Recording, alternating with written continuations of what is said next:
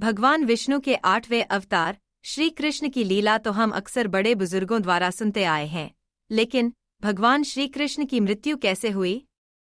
मृत्यु का कारण क्या था? क्या श्री कृष्ण ने मृत्यु के बाद अपना शरीर त्याग दिया और उनकी मृत्यु के बाद क्या हुआ? इन सब सवालों के जवाब जानने की जिज्ञासा हर किसी के मन में जरूर होती है। आइए आज हम आपको बताते हैं कि आखिर भगवान श्री कृष्ण की मृत्यु कैसे हुई। श्री कृष्ण का जन्म 3112 ईसा पूर्व मथुरा के कारागार में हुआ था, जहां उनके मामा कंस ने देवकी और वसुदेव को बंदी बना रखा था। एक तूफानी रात में वसुदेव ने नवजात कृष्ण को मथुरा से गोकुल पहुंचाया। इसी गोकुल में उन्होंने अपना बचपन बिताया और गोपियों के संग रास रचाए। बचपन से ही उनके जीवन में अद्भुत लीलाएं देखने को मिलीं। चाहे वह पूतना का वध हो, कालिया नाग का नाश हो या गोवर्धन पर्वत को उठाना, हर लीला में श्री कृष्ण का दिव्य स्वरूप झलकता था। लेकिन क्या उनके जीवन का यह दिव्य प्रभाव उनके अंत तक बरकरार रहा? आइए इस रहस्य की और गहराई में चलते हैं। महाभारत का युद्ध धर्म और अधर्म का संग्राम था। श्री कृष्ण ने अर्जुन का सारथी बनकर न केवल उनका मार्गदर्शन किया बल्कि गीता का उपदेश भी दिया। युद्ध समाप्त होने के बाद जब कौरवों के सभी पुत्र मारे जा चुके थे, तब दुर्योधन की मां गांधारी का हृदय शोक से फट पड़ा। अपने बेटों के अंत का शोक और उनके विनाश का कारण जानकर उन्होंने श्री कृष्ण पर अपनी वेदना निकाली।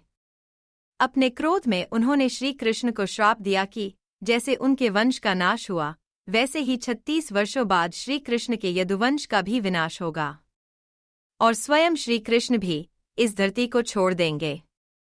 समय बीतता गया। श्री कृष्ण द्वारका लौटे और वहां पर 36 वर्षों तक शासन किया। लेकिन जैसे जैसे गांधारी के श्राप का समय नजदीक आता गया, द्वारका में अशुभ संकेत दिखने लगे।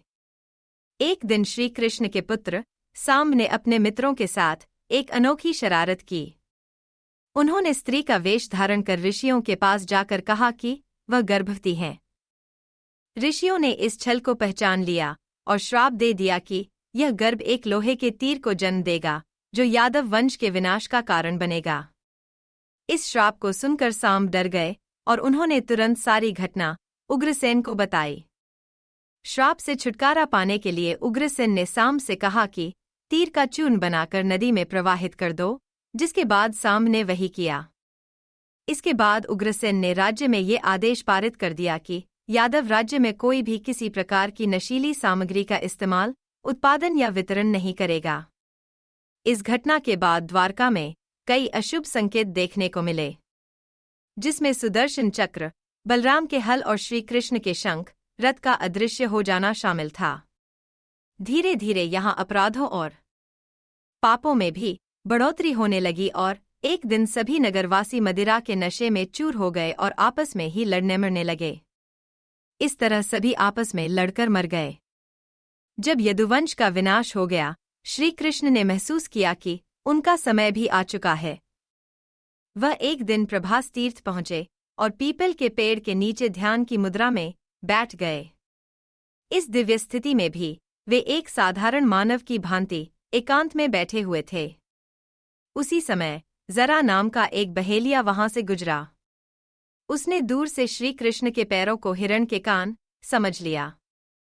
अपनी भूल से अनजान उसने तीर चलाया जो श्री कृष्ण के पाँव में लगा। उस तीर ने गांधारी के श्राप को पूरा किया। भगवान श्री कृष्ण ने मुस्कुराते हुए इस धरती को छोड़ा। उनकी यह मुस्कान संदेश देती है कि ईश्वर भी संसार के नियमों के अधीन है। उनके जीवन और मृत्यु के हर पल में एक सीख छिपी है। जीवन एक नाटक की तरह है और मृत्यु भी उसी का एक हिस्सा है। श्री कृष्ण का देह त्यागना मानो यह कह रहा हो कि कर्म की पराकाष्ठा ही जीवन का असली उद्देश्य है। श्री कृष्ण की यह अद्भुत कथा हमें सिखाती है कि जीवन में हर घटना का एक कारण होता है। अगर इस कहानी ने आपके दिल में श्री कृष्ण के प्रति श्रद्धा और गहरी कर दी है, तो इस वीडियो को लाइक करें, चैनल को सब्सक्राइब करें और इस कहानी को अपने प्रियजनों के साथ शेयर करें, ताकि हर कोई इस कथा के प्रेरणा को महसूस कर सके। धन्यवाद।